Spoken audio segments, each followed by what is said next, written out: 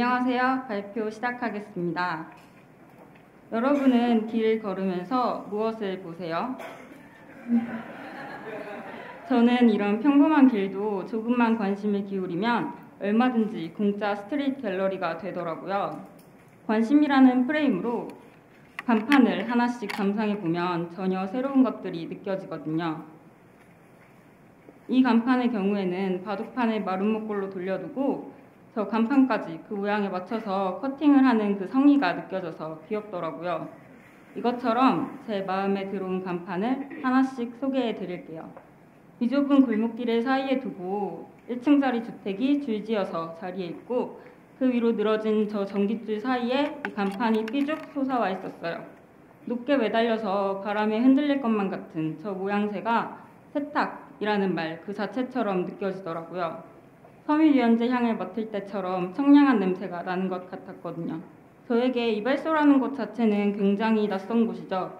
그런데 명확한 이발소 이름도 없이 동글동글하게 쓰인 간판을 보니까 친근하게 느껴지기도 하고 오랜 세월을 지켜온 그 시간이 느껴지는 것 같더라고요. 저 빛바랜 회전 간판과 구불구불한 슬레이트 지붕과의 조화도 영화의 한 장면으로 등장할 것 같았고요. 이곳은 푸른색으로 도색을 하는 곳이었는지 벽에 쓰여있던 상호명이 스프레이에 덮이고 또 색이 바래서 흐릿하게 보이더라고요. 저 글자가 보일 듯 말 듯한 아련함과 스프레이가 번진 자유로운 형태와 저 고운 그라데이션이 이게 바로 오리지널의 힘이구나 싶었어요. 포토샵에서 스프레이 브러쉬를 이용하고 블렌딩 모드를 조절하고 색감을 조정해서 비슷하게 만들 수도 있지만 저런 자연스러움을 만드는 건 빛도 있고 시간도 있고 또 어떤 우연함도 있는 거잖아요. 그런 결코 쉽게 따라할 수 없는 고유함이 느껴지더라고요. 앞서 말한 포토샵과 같은 어도비의 은총 속에서 대학 생활을 하다 보니까 붓이나 펜을 쓸 일이 다소 드물고 저로서는 쓰는 게 좀 두려워지기까지 했어요.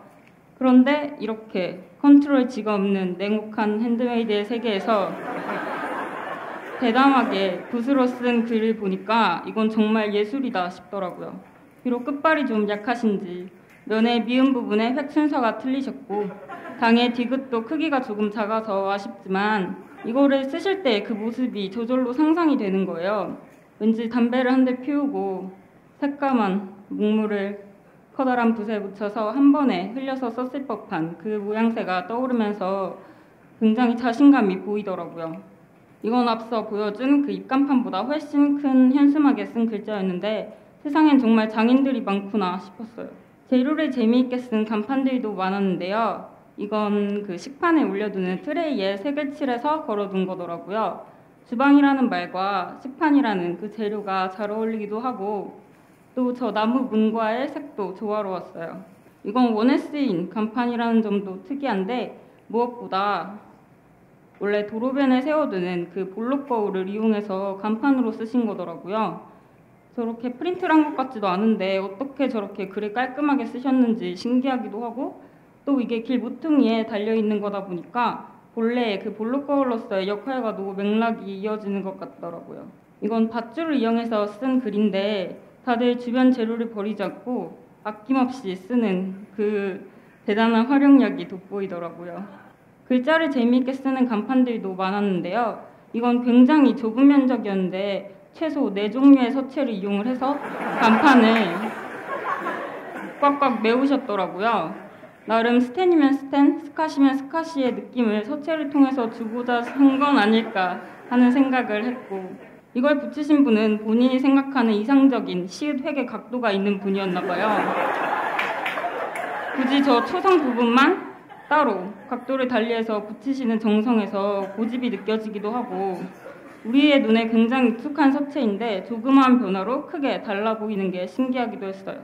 타임 부분은 디지털 스타처럼 표현을 해서 정말 타임 같고 특히 저 이응 부분에 시계까지 그리는 저 센스 그리고 다방 부분은 예스럽게 동글동글해서 정말 다방 같더라고요.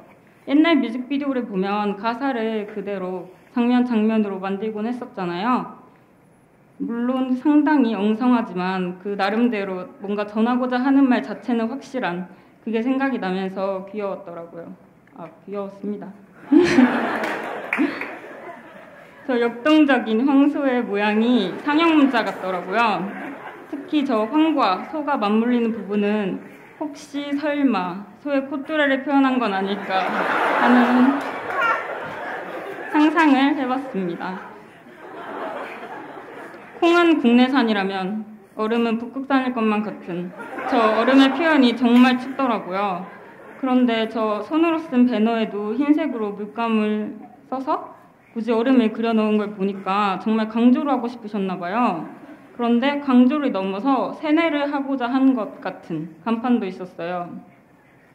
이걸 보면 사진상으로만 자석이라는 말이 총 6번 등장을 하고 실제로는 앞뒷면에 쓰인 간판도 있었기 때문에 대략 10곳에 자석이라는 말이 쓰여 있는 거였는데 저절로 이 이미지가 생각이 나더라고요.